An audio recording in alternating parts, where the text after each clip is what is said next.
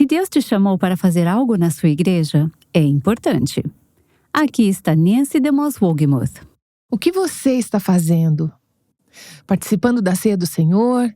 Testemunhando um culto de batismo? Discutindo o sermão do pastor com seus filhos após o culto? Aspirando o tapete na igreja e os corredores? Preparando a igreja para o domingo? Você está ajudando Deus a construir um belo templo. Chama-se igreja.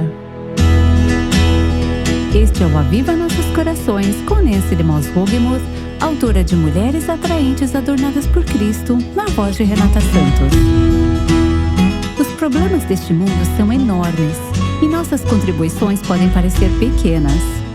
Quando se trata de seu envolvimento na sua igreja, você já se sentiu desencorajada? Nancy vai nos ajudar hoje a ver a igreja de uma perspectiva ampliada. Ela está concluindo hoje a série Quem Precisa da Igreja. Antes, porém, Nancy vai abordar algo que está na mente de alguns dos nossos ouvintes. Aqui está Nancy. A pergunta que não quer calar, e eu conversei com muitas pessoas ao longo dos anos, muitas pessoas. Alguns dos nossos ouvintes escreveram quando fizemos uma pesquisa no avivanossoscorações.com. Perguntamos às pessoas sobre a visão que elas têm da igreja local. Quais eram algumas das necessidades na igreja local? Recebemos algumas respostas desanimadoras. As pessoas estavam bastante frustradas com suas experiências na igreja local. Uma dúvida que ficou é: existe um motivo válido para deixar uma igreja local? E, se sim, quando e como devo sair? Infelizmente, não temos tempo para explorar esse assunto na profundidade que ele precisa ou merece, mas deixe-me dar algumas sugestões e insights para ajudá-la a pensar sobre isso. É hora de sair da igreja? Obviamente, uma razão para sair de uma igreja seria se você estiver se mudando, se Deus estiver te levando para outro estado ou outra parte do país. Se esse for o caso, ao se preparar para se mudar, pode ser uma mudança de emprego, ou você está se mudando para cuidar de um membro da família, ou coisas assim. Investigue as opções de igreja no seu novo bairro antes de tomar uma decisão final. Eu fico surpresa com quantas pessoas tomam a decisão de fazer uma mudança geográfica. Elas voltam de um fim de semana onde foram entrevistadas por seu futuro empregador e você pergunta: como foi? Elas dizem: foi ótimo, amo o lugar onde vou trabalhar. Conseguimos verificar as opções de escolas, há ótimas escolas lá para os nossos filhos, então vai dar tudo certo. Fico feliz em ouvir isso. E quanto à situação das igrejas lá? Foi um fim de semana muito rápido e não tivemos a chance de verificar isso. Mas vamos ganhar muito dinheiro, então vamos poder sustentar melhor nossa família. Tenho certeza que há boas igrejas na área. Vamos encontrar uma quando chegarmos lá. Espero que você encontre. Mas eu acredito ser sábio verificar as opções de igreja primeiro, se possível. Eu entendo que há momentos em que você precisa se mudar e não dá para verificar tudo com antecedência. Mas quão importante é investigar as opções de igreja e saber se há uma igreja onde você pode estabelecer sua família, onde seu casamento pode crescer e prosperar, onde seus filhos podem crescer e prosperar.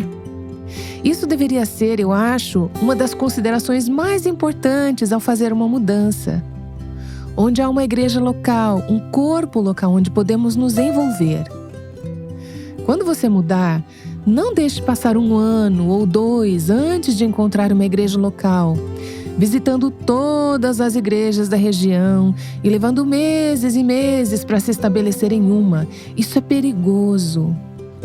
É importante visitar algumas igrejas diferentes, mas certifique-se de não levar uma eternidade para fazer isso.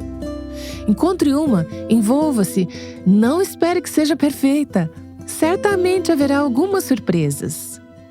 Então, obviamente, um motivo para deixar sua igreja local é quando você está se mudando geograficamente. Mas supondo que você não esteja se mudando, existem outras razões para deixar uma igreja? Bem, uma que acho clara é quando há heresia doutrinária sendo ensinada no púlpito da igreja de forma consistente e isso não está sendo tratado. Não se trata de uma coisa errada dita num certo domingo com a qual você não concordou, mas que depois foi corrigida. Mas se há ensino na igreja que é contrário à palavra de Deus sobre os fundamentos da nossa fé, então você está na igreja errada. Quais são os fundamentos? A autoridade das Escrituras, o Evangelho pela fé através da graça em Cristo. Isso é o Evangelho. Quem é Cristo, o Filho de Deus? Se você está em uma igreja onde os fundamentos, o essencial, os princípios fundamentais, as verdades e doutrinas da nossa fé não estão sendo ensinadas, então você não está em uma igreja. É um prédio, é uma organização, é uma instituição, mas não é uma verdadeira igreja local. Você precisa estar em uma verdadeira igreja local. Se houver heresia doutrinária, se a sua igreja não estiver comprometida com os ensinamentos das Escrituras, os ensinamentos fundamentais das Escrituras, se não estiver, você precisa perguntar ao Senhor se é hora de procurar outra igreja. Existem algumas doutrinas secundárias que caracterizam diferentes denominações. Não é errado discordar dessas coisas, mas o essencial precisa estar presente. Se você estiver em uma igreja onde se recusam a lidar com pecados flagrantes ou imoralidade contínua, então você precisa orar. Senhor, estamos no lugar certo se esta não é uma igreja comprometida em ser uma igreja pura? Veja bem, não estou dizendo que todo pecado que ocorre na igreja precisa ser abordado de forma coletiva. As Escrituras nos dão ilustrações ao longo do Novo Testamento de questões específicas. Por exemplo, Paulo fala em 1 Coríntios 5 sobre um homem na igreja que estava cometendo incesto com sua mãe. Esse é um extremo, era uma situação imoral e perversa, e a igreja não estava fazendo nada a respeito. E Paulo disse, vocês precisam lidar com isso. Se você estiver em uma igreja onde a liderança da igreja persistentemente se recusa a lidar com o pecado ou imoralidade flagrante ou conhecida, então provavelmente você não deveria estar nessa igreja. Não está funcionando como uma igreja bíblica. Se você estiver em uma igreja caracterizada por morte espiritual, não há coração para Deus, não há fome por Deus. Então você precisa considerar se este é o lugar onde Deus quer que você esteja. Não estou dizendo que quando você vai à igreja e sente que esse culto não fez muito por mim, talvez não seja mais a igreja para mim. Isso é muito subjetivo. E lembre-se, você não vai à igreja para que ela faça algo por você. Você vai porque você faz parte desse corpo, você faz parte dessa comunidade, porque está sob a pregação da palavra. Mas, se cronicamente não há vida em sua igreja, especialmente se você tem filhos crescendo nela, então pode ser a hora de dizer, Senhor, deveríamos estar em outro lugar, onde nós e nossos filhos possamos ter uma percepção da realidade da tua presença? Não espere a perfeição. Não diga, bem, não há muita vida aqui, então vamos procurar algo melhor. Porque se você é constantemente uma pessoa descontente, você corre o risco do problema te seguir para qualquer outro lugar. Mas o que eu quero dizer é que se há uma falta crônica de vida espiritual, uma recusa crônica em lidar com questões, o que fazer se esse for o caso? Se não há vida em sua igreja, se houver problemas crônicos sérios. Acho que há algumas igrejas, e Deus sabe onde e quando, que Deus simplesmente escreveu Icabod, que significa sem glória, ou onde está a glória, sobre aquela igreja. A glória de Deus se afastou daquela igreja. Deixa de ser realmente uma igreja, é apenas o feixe de gravetos que falamos anteriormente na série. Um grupo de pessoas que se reúnem, mas não há vida, não há vitalidade. O que fazer se você sentir que este é o caso em sua igreja local? Primeiro, deixe-me dizer, seja paciente. Não chegue a essa conclusão na terceira semana em que você está na igreja. Claro, pode ser que seja super óbvio. E eu sei que estou falando com pessoas em diferentes situações, então eu não quero generalizar. Você precisa buscar na palavra e ajoelhar-se e pedir ao Senhor que Ele mostre qual é a situação no seu caso.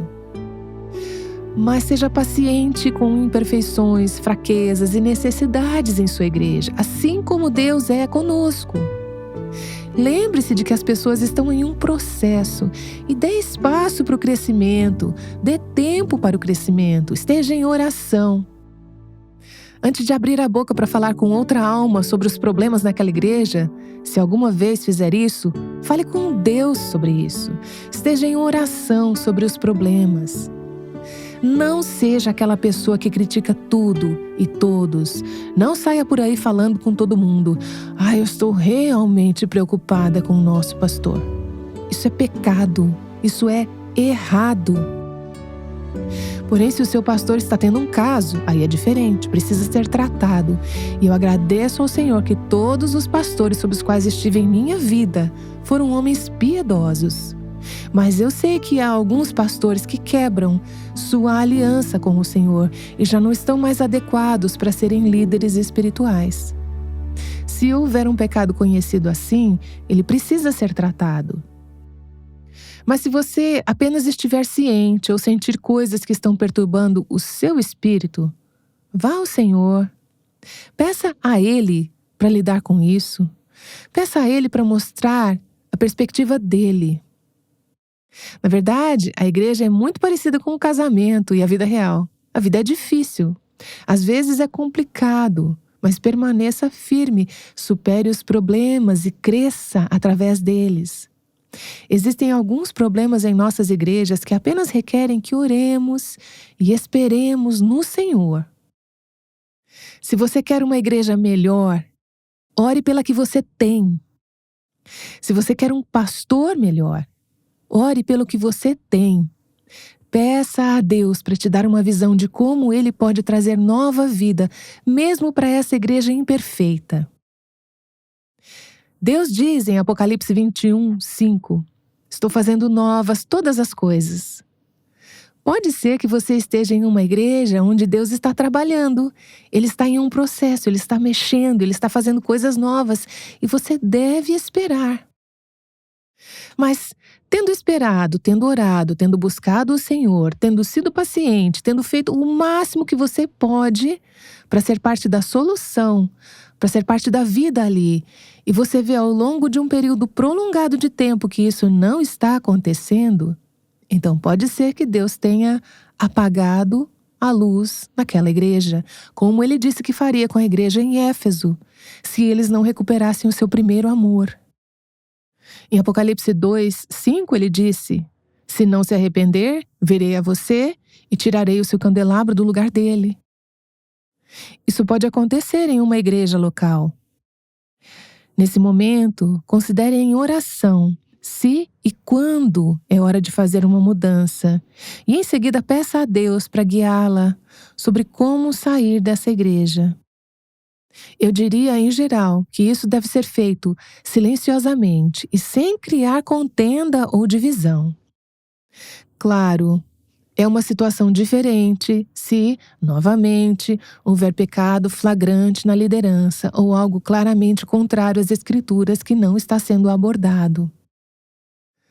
Mas como mulheres, sabem de uma coisa? Em grande parte não é nossa responsabilidade lidar com essas coisas. Se os homens que têm a responsabilidade de liderar a igreja não estão lidando com elas, então não se torne um ponto de contenda ou crítica na igreja. Não seja divisiva, não seja contenciosa, não seja desleal. Não tente atrair outras pessoas à sua situação e não crie uma divisão na igreja. Isso tem ramificações, implicações mais do que um divórcio no casamento. É muito, muito, muito ruim. Às vezes, pode acontecer, mas não seja você a instigadora disso. Se você for sair e for hora de fazer uma mudança, então saia de forma pacífica. Na maioria dos casos, com certeza. Peça a Deus para guiá-la para uma igreja saudável, não uma igreja perfeita. Não existe uma igreja perfeita em qualquer comunidade, em qualquer lugar nessa terra. Mas peça a Deus para guiá-la a uma igreja onde você possa crescer e servir.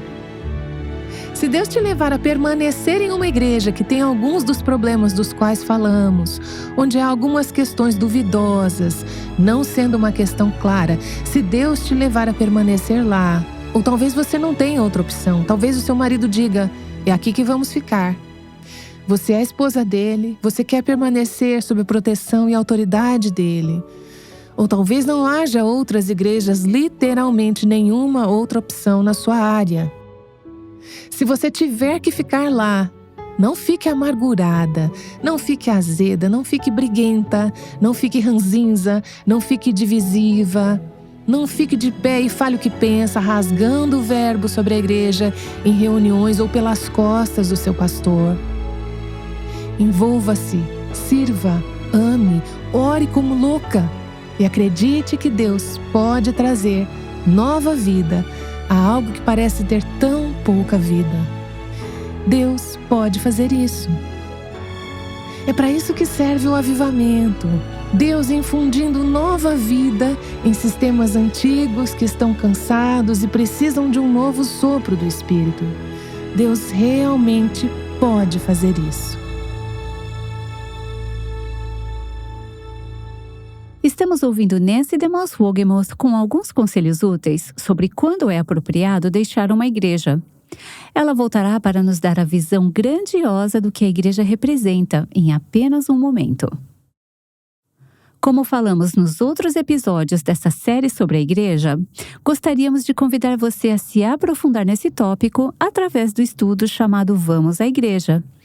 Um guia para ajudá-la a aproveitar o máximo possível o que a igreja tem a oferecer e como encorajar o pastor ou líder de sua igreja. Enviaremos esse PDF para você como forma de agradecimento quando você fizer uma doação de qualquer valor ao Aviva Nossos Corações essa semana. Para fazer sua doação, acesse www.avivanossoscoracóis.com e clique na aba Doações para informações bancárias e sobre o nosso Pix.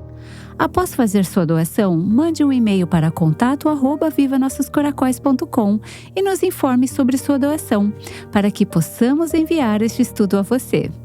Agora aqui está Nancy com a segunda parte da mensagem de hoje. Existe uma faculdade chamada Concordia College, localizada em Moorhead, Minnesota, lá nas regiões frias. Essa faculdade tem um coral fabuloso que realiza um concerto de Natal todos os anos, atraindo aproximadamente 20.000 pessoas anualmente em diferentes apresentações. Algo muito especial sobre esses concertos de Natal é a produção anual de um mural de 6 metros de altura por 18 metros de largura, que reflete o tema do concerto daquele ano.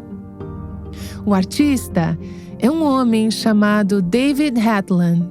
Ele cria a cena de acordo com o concerto daquele ano e, em seguida, supervisiona mais de 100 voluntários que começam a pintar o mural em meados de outubro. O interessante é que você não precisa ter experiência ou habilidade em arte para fazer parte desse esforço, porque é um mural de pintura por números. Ele desenha todas as peças e as numera. A tinta corresponde a um número. Então, esses 100 ou mais voluntários trabalham por 2 meses para pintar esse belo mural. Quando terminam, dá-se a impressão de um vitral. O artista, o designer, David Hatland, repassa todo o trabalho, dando os toques finais. Então eles colocam o mural atrás do coral. E fica maravilhoso, como se o coral estivesse na frente desse vitral. Todos os anos, durante o outono, em Moorhead, Minnesota, dezenas de pessoas comuns, desconhecidas e sem um talento artístico específico, pintam pequenas seções insignificantes dessa tela. Semanas ou meses depois, o resultado é uma obra-prima espetacular. Enquanto eu lia sobre o mural em Moorhead, Minnesota, pensei, essa não é uma ótima imagem da igreja, o corpo de Cristo? Temos todas essas pessoas comuns, desconhecidas, sem um talento específico ou extraordinário, nós, pintando essas pequenas peças que parecem tão insignificantes, sem realmente saber onde nossa parte se encaixa. Eu estou pintando a perna de um camelo? Estou pintando uma estrela? Estou pintando uma parte do céu? Eles podem não saber o que estão pintando ou qual será a parte deles quando o painel estiver pronto. Mas eles fazem parte de algo maior, uma empreitada, um empreendimento muito maior que eles próprios. Quando a obra está finalizada, ninguém sabe os nomes desses voluntários. Eles sabem quem é o artista, eles sabem quem foi o visionário. Eles veem essa obra-prima e todos que fizeram parte não são os mais importantes.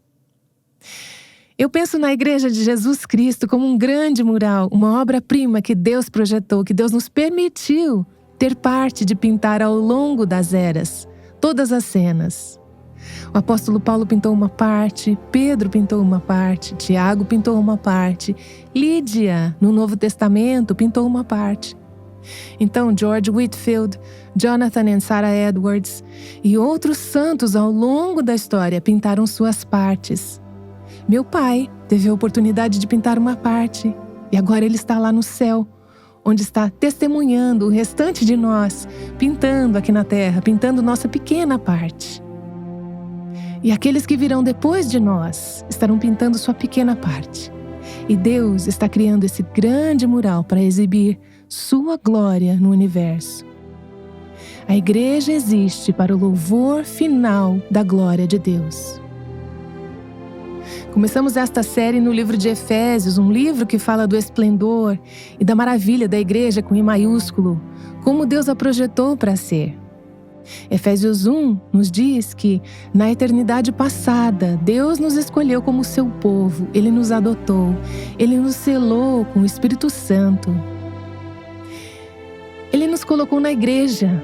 Por quê? Para o louvor da sua glória.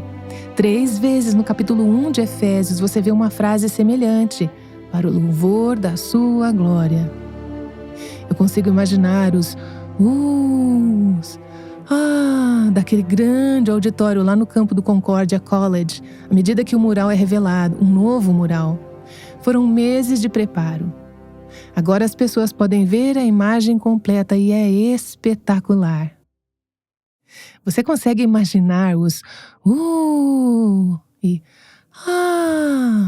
ressonando por todo o universo quando o mural de Deus da igreja estiver completo?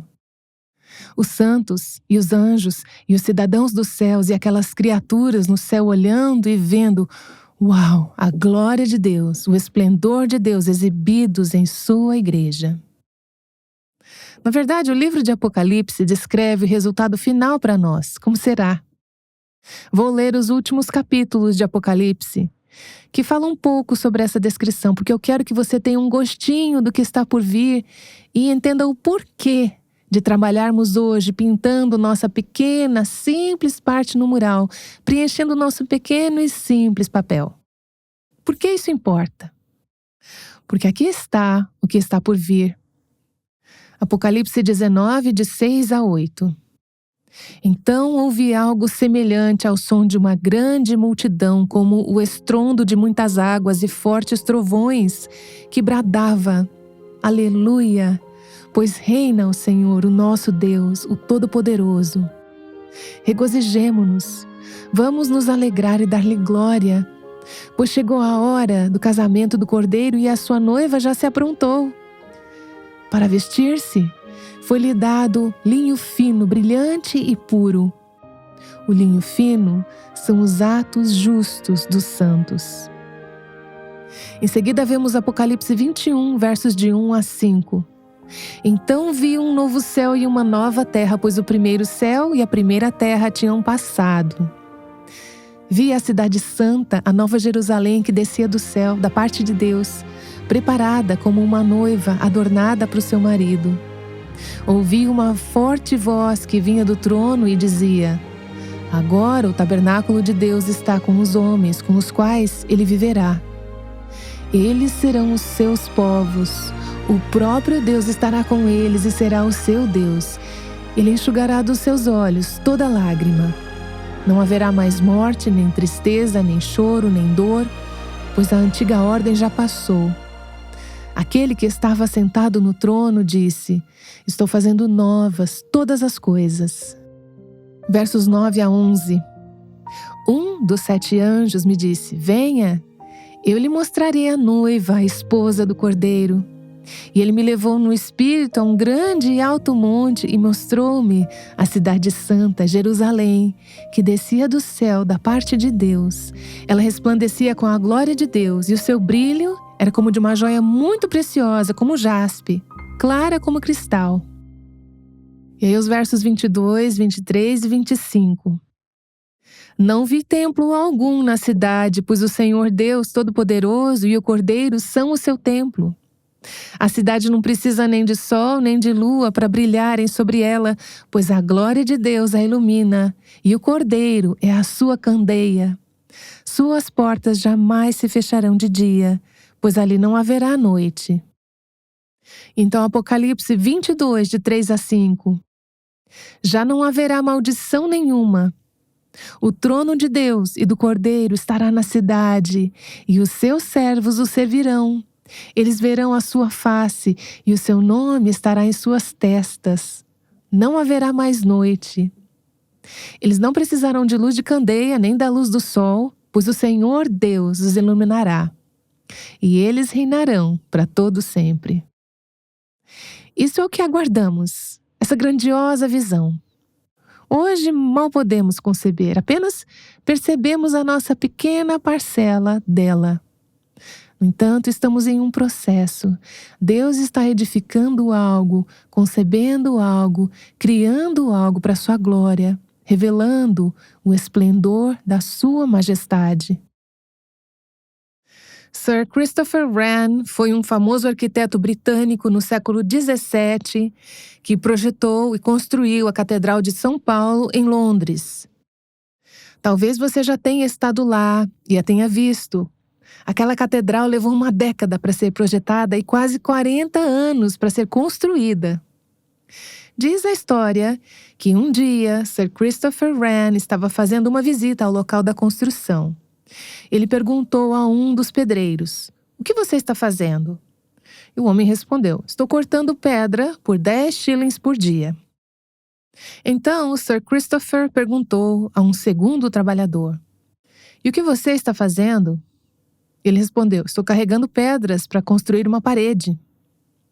Finalmente, Wren perguntou a um terceiro homem: "E o que você está fazendo?" O homem parou o que estava fazendo, olhou para cima e disse: "Estou ajudando Sir Christopher Wren a construir uma linda catedral." Aquele homem tinha uma visão do produto final, uma visão do todo.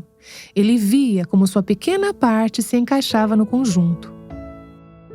Então eu te pergunto, o que você está fazendo? Trabalhando no berçário? Ensinando uma classe de escola dominical para crianças? Participando do grupo de adolescentes? Cantando no grupo de louvor? Preparando o café da manhã da igreja? Servindo a ceia? Contribuindo para apoiar missionários enviados por sua igreja? Fazendo lanches para o grupo de jovens? Visitando uma pessoa idosa que não pode ir à igreja? Orando por seu pastor? Orientando uma jovem mãe?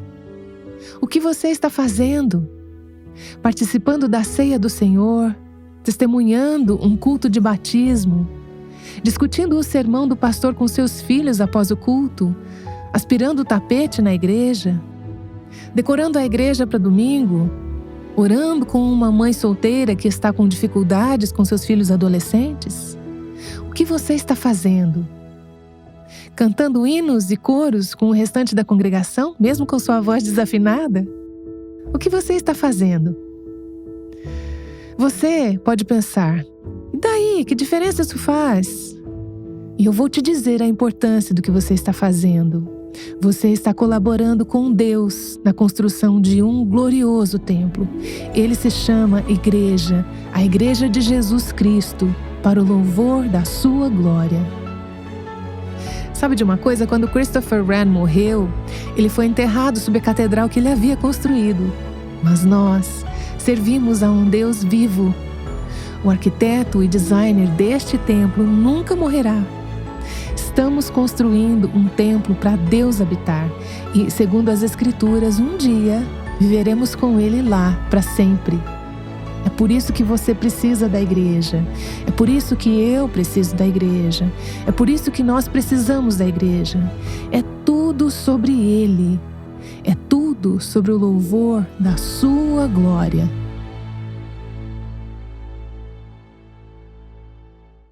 Que lembrete encorajador de Nancy DeMoss Wogemuth. Ela estará de volta em um momento para orar. Espero que essa série tenha despertado um amor profundo à igreja em seu coração. E não somente despertado esse amor, mas te convencido da necessidade de estar conectada e envolvida no corpo de Cristo através da igreja local.